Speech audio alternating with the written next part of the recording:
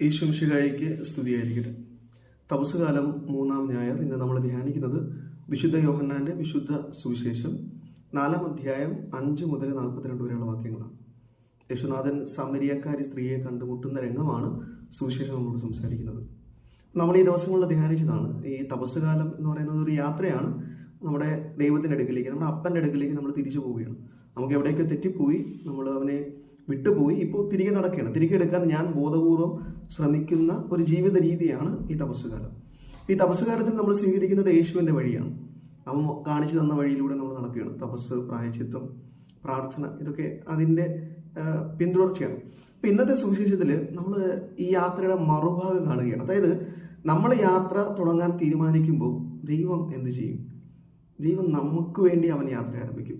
ഇനി ഒരുപക്ഷെ നമ്മളെ യാത്ര തുടങ്ങാൻ വൈകിയാലും അവൻ നമ്മളെ തേടി എത്തുമെന്ന് ഇന്നത്തെ സുവിശേഷം നമ്മളോട് കാണിച്ചിരിക്കുകയാണ്. അപ്പോൾ ഈ ഞായറാഴ്ചകളിൽ, തപസ്സുകാലത്തിലെ ഞായറാഴ്ചകളിലെ ഓരോ വായനയും സുവിശേഷ ഭാഗവും മനുഷ്യ ജീവിതത്തിലെ ദൈവത്തിൻ്റെ ഇടപെടലുകളെ സൂചിപ്പിക്കുകയാണ്. നമുക്കറിയാം, ആദ്യം ഒന്നാമത്തെ ഞായറാഴ്ച നമ്മൾ കണ്ടത് നമുക്കുണ്ടാകുന്ന പരീക്ഷണങ്ങളെക്കുറിച്ചാണ്. രണ്ടാമത്തെ ഞായറാഴ്ച യേശുനാഥൻ അവൻ രൂപാന്തരീകരണം ചെയ്യപ്പെട്ട് ദൈവമാണെന്നുള്ളൊരു ബോധ്യം നമുക്ക് നൽകുന്നുണ്ട്. ഞാൻ ഒറ്റയ്ക്കല്ല, ദൈവം എൻ്റെ കൂടെയുണ്ട്. ഇപ്പോൾ അതേ ദൈവം എന്നെ തിരക്കി വരികയാണ്. ഈ സമരിയക്കാരി സ്ത്രീ എന്ന് പറയുന്നത് ഒറ്റപ്പെട്ടു പോയ ജീവിതത്തിൽ, അവൾ പാവാവസ്ഥയാണ്, പക്ഷെ ഒറ്റപ്പെട്ടു പോയ സമൂഹത്തിൽ വെറുക്കപ്പെട്ട ഒരു സ്ത്രീയെ സമൂഹത്തിന്റെ എല്ലാ തലങ്ങളിലേക്കും, ദൈവത്തിന്റെ ഹൃദയത്തിലേക്കും സമൂഹത്തിന്റെ എല്ലാ തലങ്ങളിലേക്കും തിരികെ കൊണ്ടുവരുന്ന ഒരു തിരിച്ചുവരവിന്റെ ജീവിത കഥയാണിത്. അപ്പം നമുക്ക് സുവിശേഷത്തിലേക്ക് പോകുമ്പോൾ ആദ്യം നമ്മൾ ശ്രദ്ധിക്കേണ്ട കാര്യം, ഒരിക്കലും നടക്കാൻ സാധ്യതയില്ലാത്തൊരു കാര്യം അവിടെ സുവിശേഷം നടക്കുന്നുണ്ട്. ഒന്ന്, ഈ സമരിയക്കാരി സ്ത്രീ, അവളൊരു സമരിയക്കാരിയാണ്. യേശുനാഥൻ യഹൂദനാണ്. യഹൂദർ ഒരിക്കലും സമരിയക്കാരോട് സംസാരിക്കാറില്ല. ഇനി രണ്ടാമത്തെ കാര്യം, ഇവളൊരു സ്ത്രീയാണ്.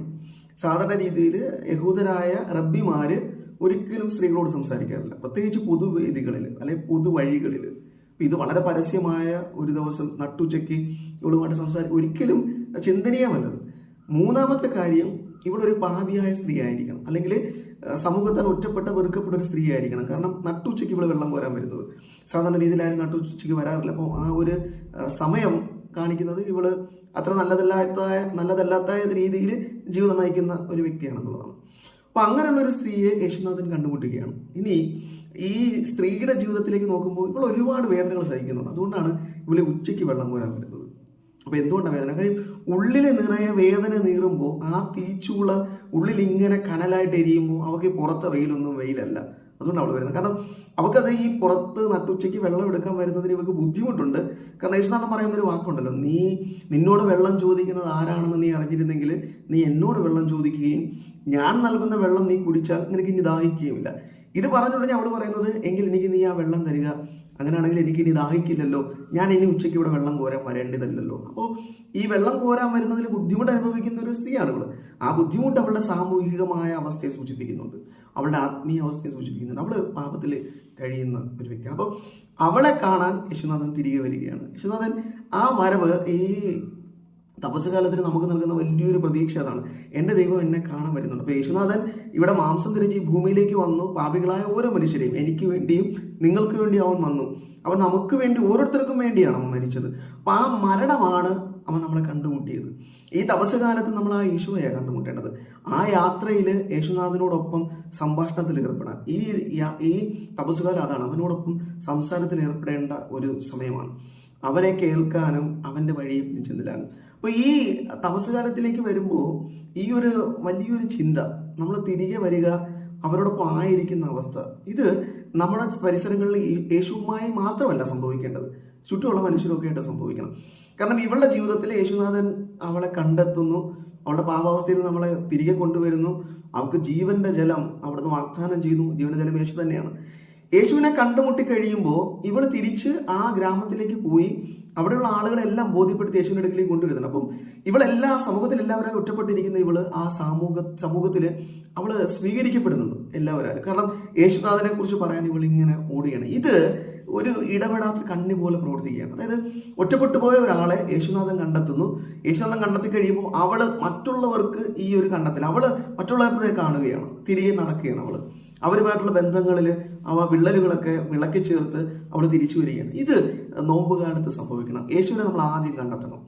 അതിനുശേഷം നമുക്ക് ചുറ്റും നമ്മളിൽ നിന്ന് പിരിഞ്ഞു പോയ, അല്ലെങ്കിൽ ഇങ്ങനെ ചങ്ങലകൾ പോലെയുള്ള കണ്ണുകൾ പൊളിഞ്ഞു പോയ ആളുകളുമായി നമ്മൾ വീണ്ടും നമ്മുടെ ബന്ധങ്ങൾ വിളക്കി ചേർക്കേണ്ട ഒരു സമയമാണ്.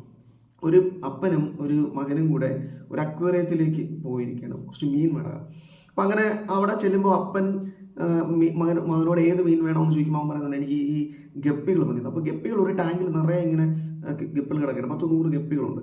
അപ്പം അതിൽ നിന്ന് 2 ഗപ്പികളെ ഇങ്ങനെ ഒരു മെയിലിനെയും ഫീമെയിലിനെയും ഈ കടയിലെ ആള് ഈ മകന് വേണ്ടി ഒരു കവറിൽ കോരി കൊടുക്കുമ്പോൾ ഈ മകൻ അപ്പനോട് ചോദിക്കുന്നൊരു കാര്യമുണ്ട്. അപ്പം ഇനി ഈ 2 മീൻ ഈ കൂടെ ഉള്ള ഇവരെ ഇനി ഒരിക്കലും കാണില്ലല്ലേ, അപ്പം ഇതവരുടെ അവസാനത്തെ യാത്രയായിരിക്കുമല്ലേ എന്ന്. ഇത് വളരെ ചിന്തനീയമായ ഒരു കഥയാണ്. ആ കുഞ്ഞു ചോദിച്ചൊരു കാര്യം അങ്ങനെ വളരെ ശരിയായതാണ്. ഇനി ഒരിക്കലും അവർ കാണുമെന്ന് ഒരു സാധ്യതയുമില്ല. പക്ഷെ മനുഷ്യ ജീവിതത്തിൽ നമ്മൾ വിചാരിച്ചാൽ നമുക്ക് വീണ്ടും കാണാൻ സാധിക്കുന്നവരാണ്. ചില കണ്ണികളെ നമുക്ക് വിളക്കി ചേർക്കാൻ പറ്റും. നമ്മൾ ഒരിക്കലും എന്നേക്കുമായി നഷ്ടപ്പെടുന്നവരൊന്നുമല്ല. നമ്മുടെ ജീവിതത്തിൽ ഒരു തീരുമാനം എടുത്തു കഴിഞ്ഞാൽ നമുക്ക് തിരികെ വരാനും മനുഷ്യരുമായ ബന്ധങ്ങൾ പുനഃസ്ഥാപിക്കാനും സാധിക്കും. യേശുനാഥൻ തിരികെ വന്നത് അതിനു വേണ്ടിയാണ്, അവളുമായുള്ള ബന്ധം പുനഃസ്ഥാപിക്കാൻ. ആ ബന്ധം വളരെ മനോഹരമായി അവൻ പുനഃസ്ഥാപിച്ചു. അപ്പോഴാകട്ടെ അവൾ ഓടിച്ചെന്ന് ആ സമൂഹമായിട്ടുള്ള ബന്ധം പുനഃസ്ഥാപിക്കണം. അപ്പം എൻ്റെയും ജീവിതത്തിൽ ഇതുപോലെ നഷ്ടപ്പെട്ടു പോയ ചില ബന്ധങ്ങളൊക്കെ ഉണ്ട്. ആ ബന്ധങ്ങളെയൊക്കെ ഒന്ന് പുനർവായനയ്ക്ക്, വിചിന്തനത്തിന് നമ്മൾ സമയം കൊടുത്ത് അവരുമായുള്ള ആ സ്നേഹബന്ധത്തെ നമ്മൾ ഒന്നിച്ചു ചേർക്കേണ്ട സമയം കൂടെയാണ് ഈ തപസ്സുകാലത്തിന്റെ സമയം. അപ്പൊ അതിനുവേണ്ടി നമ്മൾ ചില പൊള്ളലുകൾ കേൾക്കേണ്ടി വരും. എന്താണ് പൊള്ളലുകൾ? ഇവള് നട്ടുച്ചയ്ക്കാണ് വെള്ളം കോരാൻ വരുന്നത്, വളരെ വെയിലൊക്കെ കൊണ്ട് ഇവള് സങ്കടപ്പെട്ട് കഷ്ടപ്പെട്ടൊക്കെ വരുമ്പോൾ യേശുനാഥൻ എന്തിനാണ് നട്ടുച്ചയ്ക്ക് അവളെ തനിക്ക് വരുന്നത്? യേശുനാഥന് ഈ പൊള്ളലുകൾ ഏൽക്കേണ്ട കാര്യമുണ്ടോ? യേശുനാഥൻ ഈ ദാഹിച്ചു പോലെ അവളുടെ അടുക്കിലേക്ക് വരാണ്ടോ? ഇനി യേശുനാഥന് അവളോട് യേശുനാഥൻ സംഭാഷണം തുടങ്ങുന്നതിന് എനിക്ക് ദാഹിക്കുന്നു എന്ന് പറഞ്ഞാണ്. അത് യഥാർത്ഥത്തിൽ യേശുവിന്റെ ദാഹമാണോ? അവന് ദാഹം എപ്പോഴും ആത്മാക്കളോടാണ്, ആത്മാക്കളെ നേടാനുള്ള ദാഹമാണ് അവനുള്ളത്. പിന്നെ എന്തുകൊണ്ടാണ് അവളോട് അവൻ ഈ ദാഹിക്കുന്നു എന്ന് പറഞ്ഞത്? അതെ, അവൻ പറഞ്ഞ ദാഹം അവളോട് സംഭാഷണം ആരംഭിക്കാൻ വേണ്ടിയാണ് അവൻ അങ്ങനെ തുടങ്ങിയത്. പക്ഷെ അവന്റെ ദാഹം ആത്മാവിനുള്ള ദാഹമാണ്. അപ്പൊ എന്തിനാണ് അവൻ ഈ പൊള്ളലുകൾ ഏൽക്കേണ്ടി വന്നത്? ഇവളെ വീണ്ടെടുക്കാൻ വേണ്ടിയാണ്.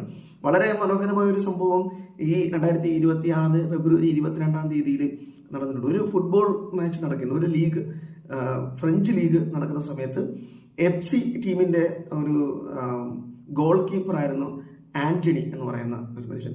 അവന്റെ പേര് ആന്റണി ലോപ്പസ് എന്നാണ്. അപ്പൊ ഈ ആന്റണി ലോപ്പസ് ഈ കളിക്കിടയിൽ ഒരു ഇഞ്ചുറി ടൈം എടുക്കുന്നുണ്ട്. അവന് കാലിൽ അപകടം പറ്റി അവൻ ഇഞ്ചുറി ടൈം എടുക്കുന്നത്. യഥാർത്ഥത്തിൽ അത് ഫേക്ക് ഇഞ്ചുറി ആയിരുന്നു. കാരണം ഈ ഫ്രഞ്ച് ലീഗില് മുസ്ലിങ്ങളും കളിക്കുന്നുണ്ട്, പക്ഷെ അവർക്ക് നോമ്പ് തുറക്കാനുള്ള സമയം അവർ അനുവദിക്കാറില്ല. അത് കളി തുടർന്നുകൊണ്ട് പോകുന്നു. അപ്പം ഈ ആന്റണി ലോപ്പസ് മനഃപൂർവ്വം ഈ ഇഞ്ചുറി എടുത്തത് ഈ കൂടെ ഉണ്ടായിരുന്ന 5 കളിക്കാർക്ക് നോമ്പ് തുറക്കാൻ സമയം കൊടുക്കാൻ വേണ്ടിയാണ്.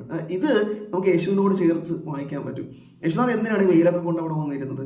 ഇവക്ക് സമയം കൊടുക്കാൻ വേണ്ടിയാണ്. അവളുടെ ജീവിതത്തിൽ അവക്ക് ആ തിരികെ വരാനുള്ളൊരു സമയമാണ്. ഈ ആന്റണി ലോപ്പസ് എടുത്ത ആ ഇഞ്ചുറി അതൊരു മനോഹരമായ ഒരു ഹാപ്പി ഇഞ്ചുറി അല്ലേ?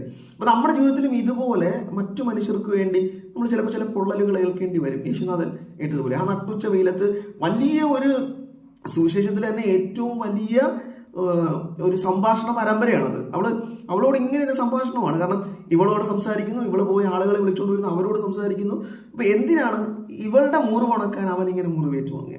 ഇവളുടെ ഉള്ളിൽ പുകയുന്ന ആ തീജ്വാലക്കെടുത്താൻ യേശുനാഥൻ സൂര്യന്റെ വെയിലിൽ ഏറ്റെടുക്കാൻ തയ്യാറുകയാണ്. അപ്പം ഇത് നമ്മുടെ ജീവിതത്തിലും സംഭവിക്കണമെന്നാണ്. ഈ തപസ്സുകാലത്ത് നമ്മൾ ഈശോയെ സ്വീകരിക്കുന്നത് പോലെ ഈശോയെ നമ്മൾ കണ്ടെത്തണം, ഈശോയെ കണ്ടുമുട്ടണം. അവനോട് സംസാരിക്കാനുള്ള സമയം നമ്മൾ കണ്ടെത്തണം. അങ്ങനെ അവനുമായി കണ്ടെത്തി കഴിയുമ്പോൾ ചുറ്റുമുള്ള മനുഷ്യരെയും നഷ്ടപ്പെട്ടു പോയവരെയൊക്കെ കണ്ടെത്താനുള്ള ഒരു തിരികെ നടത്തൽ നമ്മൾ ചെയ്യണമെന്ന് സുശേഷം ഓർമ്മിക്കുന്നുണ്ട്. അപ്പം ഈ സമരിയക്കാരി സ്ത്രീയെ അവൾക്ക് പിന്നീട് പേര് നൽകുന്നുണ്ട്. അപ്പോസ്തലന്മാരിൽ നിന്ന് ഇവള് ജ്ഞാനസ്നാനം സ്വീകരിച്ചു. അവളുടെ പേര് ഫോർട്ടീന എന്നാണ്. ഫോർട്ടീന എന്നൊക്കെ പറയുന്നുണ്ട്. അപ്പം ഈ ഫോർട്ടീന അവളുടെ 5 സഹോദരിമാരോട് സുവിശേഷം പ്രസംഗിച്ചു. പിന്നീട് ഇവള് നീറോ ചക്രവർത്തിയുടെ മകളെ വരെ ജ്ഞാനസ്നാനപ്പെടുത്തി എന്നാണ് പറയുന്നത്. അവളെ മാനസാന്തരപ്പെടുത്തി ജ്ഞാനസ്നാനം സ്വീകരിക്കാൻ സഹായിച്ചു. അപ്പം എങ്ങനെയാണ് ഇവൾക്ക് ഈ മനുഷ്യരിലേക്ക് എത്താൻ സാധിച്ചത്? യേശുനാഥൻ അവളെ കണ്ടെത്തിയതുകൊണ്ടാണ്. അപ്പൊ അവളുടെ ജീവിതം അവിടെ അവസാനിച്ചു പോയില്ല, അവൾ പിന്നീട് തുടർന്നു. യേശുനാഥൻ പറയുന്ന കാര്യമുണ്ട്, നീ എന്നെ വിശ്വസിച്ചാൽ നിന്നിലൂടെ ജീവന്റെ അരുവികൾ ഒഴുകുമെന്ന്. തീർച്ചയായിട്ടും അവളിലൂടെ പിന്നീട് ഒഴുകുന്നത് നമ്മൾ കാണുന്നുണ്ട്. ഒരു സമൂഹം മുഴുവൻ യേശുനാഥനെ തിരിച്ചറിയുന്നു. പിന്നീട് അവളുടെ ജീവിതത്തിൽ അവൾ അപ്പോസ്തലന്മാരോടൊപ്പം അറിയപ്പെടുന്ന ഒരു അപ്പോസ്തലയായിരുന്നു എന്ന് പറയുന്നത്. ആദ്യ കാലഘട്ടങ്ങളിൽ അവളെ ഓർമ്മിപ്പിക്കുന്ന അങ്ങനെയാണ്. അവൾ ഒത്തിരി അധികം സുവിശേഷ പ്രഘോഷണം നടത്തി ക്രിസ്തുവിനെ ജീവിതത്തിന് നഷ്ടപ്പെട്ടവർക്ക് വിളക്കി ചേർത്ത് കൊടുത്തവരാ. അപ്പം അവളെ പോലെ ഞാനും യേശുനാഥനെ കണ്ടെത്തേണ്ട ഒരു സമയമാണ് ഈ തപസ്സുകാലം. അവൻ എനിക്ക് വേണ്ടി കിണറിന്റെ കരയിലുണ്ട്. ഞാൻ അത് ഈ കിണറിന്റെ കരയിൽ എന്നൊക്കെ പറഞ്ഞാൽ അവളുടെ ഭാവാവസ്ഥയിൽ അവളായിരിക്കുന്ന അവസ്ഥയിൽ യേശുനാഥൻ ഇറങ്ങി വന്നു എന്നാണ്, അങ്ങനെ തന്നെ ഇറങ്ങി വന്നു എന്നാണ്. അപ്പം ഞാനും അവനെ കണ്ടെത്തണം, അവനോട് കുറച്ച് സമയം എനിക്ക് സംഭാഷണത്തിലായിരിക്കാൻ, എൻ്റെ കാര്യങ്ങളൊക്കെ അവൻ പറയുന്നുണ്ട് അത് കേൾക്കാൻ, ഈ കേൾക്കാനുള്ള ഒരു സമയം കൂടിയാണിത്. അവനെ കേൾക്കാൻ, അവനെ കേട്ട് കഴിഞ്ഞ് എൻ്റെ ജീവിതത്തിന് മാനസാന്തരമുണ്ട്. ഈ മാനസാന്തരം എന്നിൽ നിലനിൽക്കാനുള്ളതല്ല, അത് എന്നിൽ നിന്ന് ജീവന്റെ ധാരയായി ഒഴുകണം. എന്നിൽ നിന്ന് പിരിഞ്ഞു പോയവർക്കും പിണങ്ങിപ്പോയവർക്കും നഷ്ടപ്പെട്ടു പോയവർക്കും ഒക്കെ തിരികെ വരാൻ, അത് എൻ്റെ കുടുംബത്തിലും സമൂഹത്തിലും ഒക്കെ ആ സ്നേഹബന്ധങ്ങൾ വിളക്കി ചേർക്കാൻ എനിക്ക് കഴിയണം എന്ന് സൂക്ഷിച്ച് ഓർമ്മിക്കുന്നത്. ഇതൊരു സ്ത്രീപക്ഷ വായന കൂടെയാണ്. നമ്മുടെ വീട്ടിലുള്ള സ്ത്രീകൾ ആ കഷ്ടപ്പാട്, അവർ ചിലപ്പോൾ ഇവളെ ഉച്ചയ്ക്ക് വെള്ളം എടുക്കാൻ പോകുന്നൊക്കെ പറയുന്ന അവളുടെ കഷ്ടപ്പാടാണ്. യേശുനാഥൻ നമുക്ക് സമയം കൊടുത്ത് അവളോടൊപ്പം ഇരുന്ന് സംസാരിക്കുന്നുണ്ട്. അപ്പൊ ഇതുപോലെ ഞാനും എൻ്റെ കുടുംബത്തിലുള്ളവർക്ക് ഈ ലണ്ടൻ സീസണിലെ എനിക്ക് എടുക്കാവുന്ന ഒരു പുണ്യം കൂടെയാണത്. ഇതുപോലെ സമയമില്ലാത്തവർക്കൊക്കെ സമയം കൊടുക്കാൻ, അവർക്ക് കുറച്ച് ആശ്വാസം, അവരെ ഒന്ന് ഇരുത്താൻ, അവരോടൊന്ന് സമാധാനത്തിൽ സംസാരിക്കാൻ, അവർക്ക് വേണ്ടതൊക്കെ ചെയ്തു കൊടുക്കാനുള്ള ഒരു മനോഭാവം കൂടെ നമ്മൾ വളർത്തിയെടുക്കേണ്ട ഒരു സമയമാണ്. അതിനെ യേശുനാഥൻ അനുഗ്രഹിക്കട്ടെ നമുക്ക് പ്രാർത്ഥിക്കുന്നു.